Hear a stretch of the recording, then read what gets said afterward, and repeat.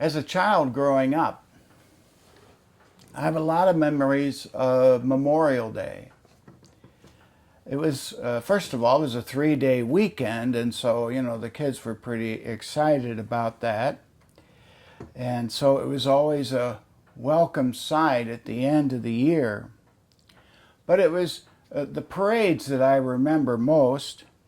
I can remember sitting along the sidewalk, maybe for an hour, trying to get there early to get a good seat with my family. I remember my dad lifting me up on his shoulders so I could see the bands and the banners and the floats as they passed by. And years later, I played the sousaphone in one of those bands, but luckily there are no recordings of that. I was dressed in my ill-fitted navy blue uniform with gold trim. And I remember trying to do the impossible of reading the notes while marching along. And I felt a little embarrassed when I'd see my friends on the sidewalk pointing at me and laughing. But I was proud too. I remember gathering at the bandshell in the park downtown. The community band held concerts on Memorial Day weekend, and in the center of the park stood a tall memorial to the honored soldiers who had lost their lives from our community. These memories have a lingering meaning to me, and remembering is what this day is all about. The Memorial Day observance, originally called Decoration Day, began during the Civil War. It was honoring both North and Southern states and those who were lost in the battles. Officially, the custom of placing flowers on the graves of war veterans began on May 5th, 1866, in Waterloo, New York. And Waterloo has been recognized by Congress as the official birthplace of Memorial Day. Memorial Day helped reunite North and South after the war. We needed a time of healing for our nation ever since. I know you join me in gratitude for those who have paid the ultimate sacrifice. We are free because of them and many who have come since. The most solemn ceremony conducted on Memorial Day is the placing of a wreath at the tomb of the unknown soldier, located in Arlington National Cemetery.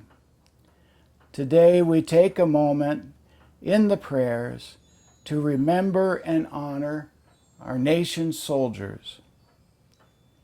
We also remember today the prayer of Jesus for his disciples and for the church. John's Gospel 17 tells us of Jesus' final prayer as he awaits his death and crucifixion.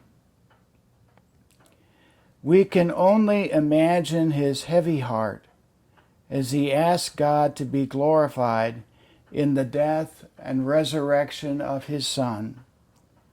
Father, the hour has come. Glorify your Son, that your Son may be glorified you.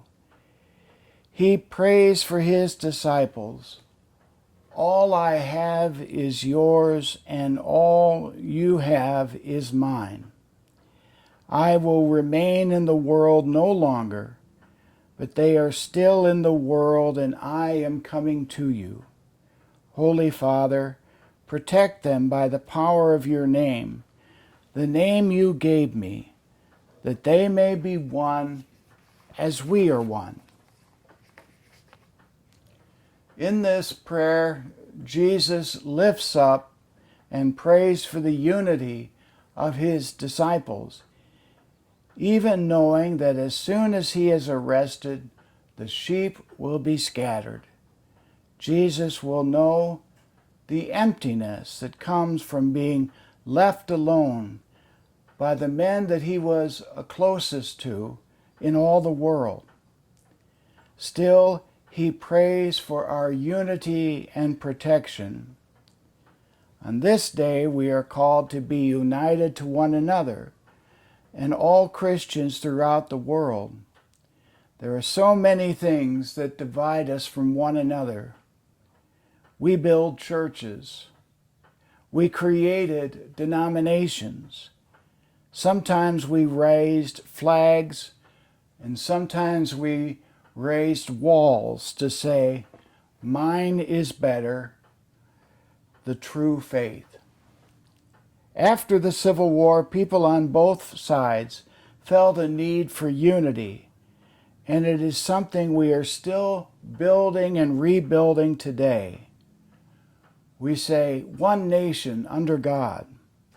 But this is a hard-fought principle that we continue to work for. So on this Memorial Weekend, I pray for the unity of this nation, of the church, and of mankind. Jesus calls for the glory of God, and that comes with the love and unity of God's people. Amen.